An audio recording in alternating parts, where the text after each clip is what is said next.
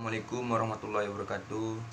Perkenalkan, nama saya Fatur Rahman dari kelas 10 MIPA 4. Sebelumnya saya mohon maaf karena tugas ini terlambat mengumpulkannya, Pak.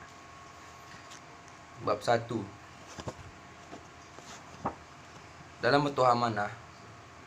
Petuah Amanah adalah nasihat yang baik pandangan budaya Melayu Riau terhadap alam yang sangat khusus dalam buku Tunjuk Ajar Melayu yang disusun oleh Tenas Effendi 2013. Perhatikan khusus dengan mencantum sebagai satu dari 10 petuah amanah, meskipun petuah amanah tentang alam urutan yang ke-10 bukan berarti kedudukannya berada pada urutan terbawah pula. Berikut petuah amanah. 1. Petuah amanah kepada guru dan murid. 2. Petuah amanah orang tua kepada anak. 3. Petuah amanah kehidupan rumah tangga. 4. Petuah amanah yang bersifat umum. 5. Petuah amanah mendidik dan membela anak. 5. Petuah amanah kesetiakawan. 7. Petuah amanah menghadapi hari kemudian. 8. Petuah amanah pembinaan rumah tangga dan keluarga sejahtera. 9. Petuah amanah kepemimpinan. 10. Petuah amanah alam lingkungan. Ruang hidup.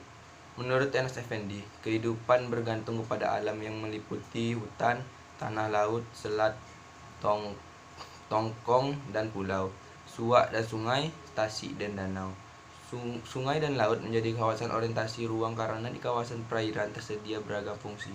Fungsi seperti komunikasi transportasi di hutan, modal pencarian sistem pasar lalu lintas, peradaban gerbang untuk berkenalan dengan dunia yang jauh, sistem organisasi dan sebagainya. Alam juga sebagai sumber pengetahuan, apalagi dipertegas dengan ungkapan adat alam terkembang jadi guru, sebab keberadaan suatu fenomena alam dengan sendirinya memberikan pelajaran kepada manusia Melayu Riau untuk meningkatkan kehidupan. Contoh konkret pernyataan alam sebagai guru berikut. Kalau hendak tahu sifat manusia, tengok kayu rimbang. Ada yang besar, ada yang kecil. Ada yang tinggi, ada yang rendah. Ada yang lurus, ada yang bengkok. Ada yang hidup tindih menindih. Ada yang hidup belit membelit. Ada yang berduri, ada yang tidak. Simbol marwah.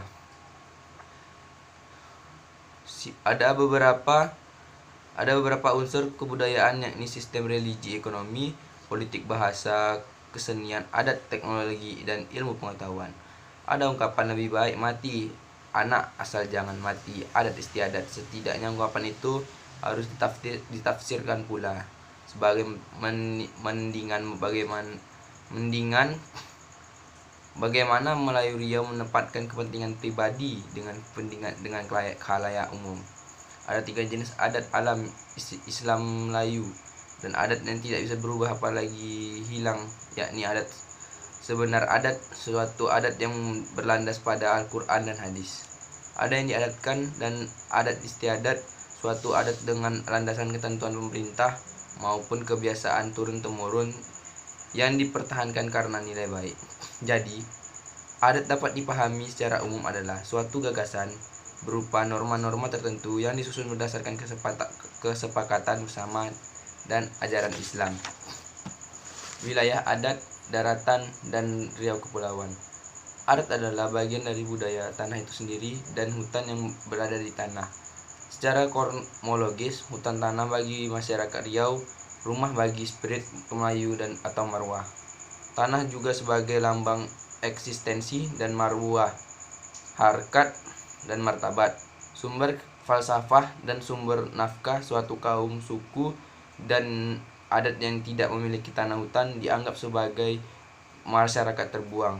Hutan tanah juga dapat sebagai sumber nafkah setiap makhluk hutan yang dilindungi, juga disebut dengan rimba larangan rimba. Rimba kepungan atau kepungan sialang dan lain-lain. Sekian, terima kasih. Wassalamualaikum warahmatullahi wabarakatuh.